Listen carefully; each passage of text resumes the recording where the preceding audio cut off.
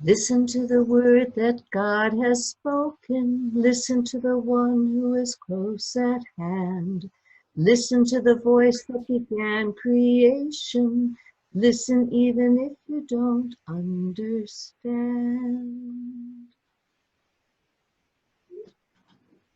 I'm only going to do, of the scriptures that are in your bulletin, I'm only going to do Psalm 40 today, verses 1 through 3 and verse 13. The others are going to be part of those daily meditations. I'll be working them through the week. That will be the usual pattern, although Holy Week, I'm going to be going through events of that week. So Psalm 40 talks about waiting. I waited patiently for the Lord. He inclined to me and heard my cry. He drew me up from the desolate pit, out of the miry bog, and set my feet upon a rock, making my steps secure. He put a new song in my mouth, a song of praise to our God. Many will see and fear and put their trust in the Lord. Be pleased, O Lord, to deliver me. O Lord, make haste to help me. Please pray with me for a moment. Lord, we come to you in a new way to hear your word. But your word itself is the same yesterday and today and tomorrow. You are the same yesterday and today and tomorrow. We ask today that you will quiet our hearts and help us wait to hear your word to us in this time we're gathering this morning. And I pray that the words of my mouth and the meditations of all of our hearts will be acceptable to you, our rock and our Redeemer. So, I don't know about you, but I'm tired of waiting. This is worse than the worst ever cabin fever. No going out to eat, no picking up groceries, no wandering the mall, no heading to the movies, no gathering to worship and have fellowship on Sunday mornings. Go out only if we absolutely have to. And if we do, make sure to maintain that social distance of at least 6 feet. Forget about hugs and handshakes. And there's no clear end in sight to the risks posed by the coronavirus. A lot of us are counted among the most at risk. This is one heck of a bog that we're in. It's a bog that's big enough to bog down the whole country. It's hard to feel patient these days, at least for me. I can identify with the writer of Psalm 13 who cries, "How long, O Lord?" I wonder how that writer and the one of this psalm, how they managed to continue waiting, more or less patiently, waiting for the Lord to do something. How did they get through their bogs? How will we? We've all had times that we've been in bogs ourselves, often enough that we know the process. Haul one foot out of the muck that's holding on to it and sucking it down and doesn't want to let go. Move that forward one step. Pick up the other foot.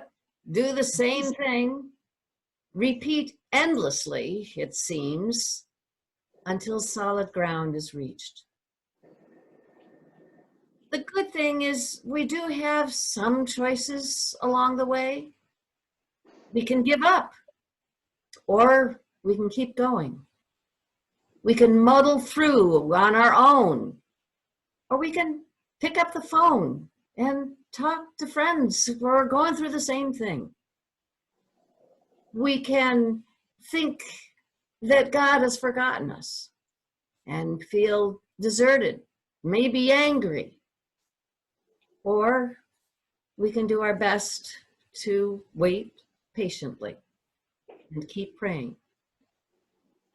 We could complain to God. That's allowed. There's plenty of it in the Psalms. Or we could choose to sing praise, which is a lot more fun and a far more pleasant way to pass the time.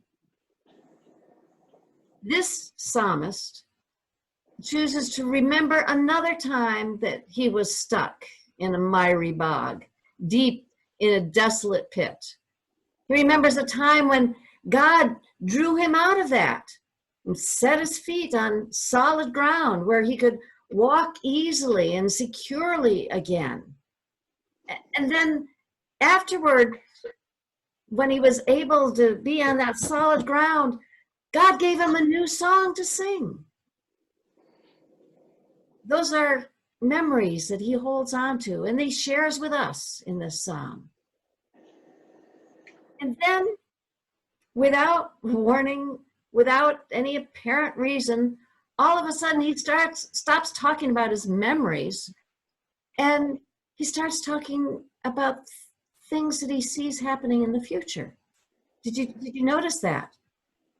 All of a sudden, he's talking about what people are going to do when they see how he's been delivered this time.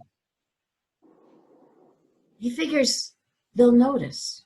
In fact, he's sure that they will notice. They will see, and they're going to be amazed, respectfully amazed at what God has done for him. Because of it, they're going to start trusting in God. Now, are our stories really any different from the psalmist's experience? We've all experienced rough spots in our lives and in our journeys of faith. So far, we've survived each time we've come through. Each time, God has pulled us up out of our bogs, helped us find our way through, set us back down on solid rock. Sometimes even given us a new song to sing.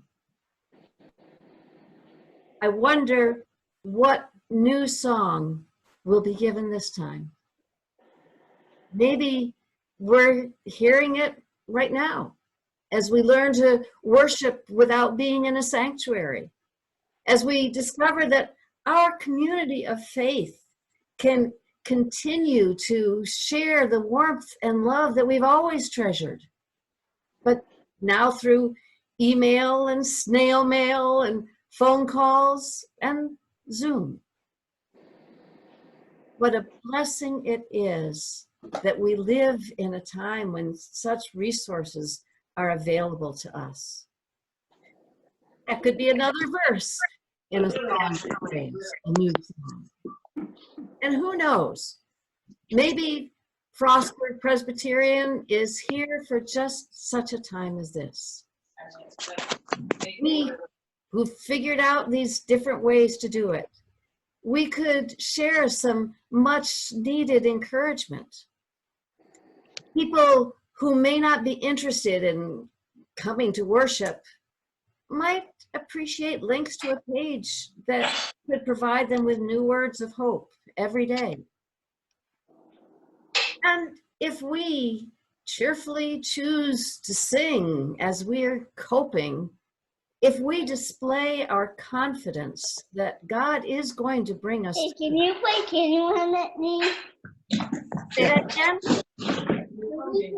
Oh, they're talking to each other. Okay, that's all right.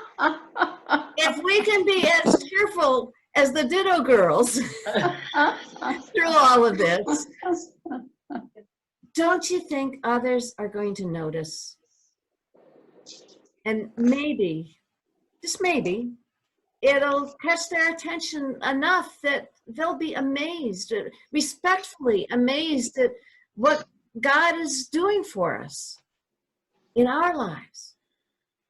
And maybe that'll help them start trusting God a little bit more in their own lives. The coronavirus we're going through is still going strong in Seattle. And here, we're just waiting for it to begin.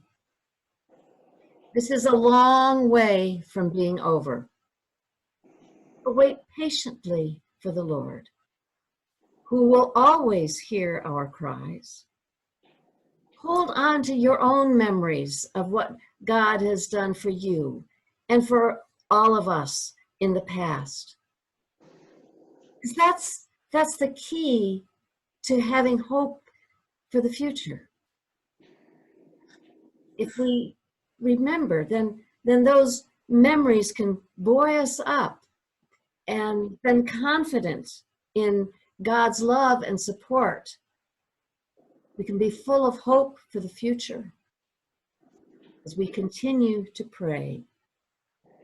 Be pleased, O Lord, to deliver us.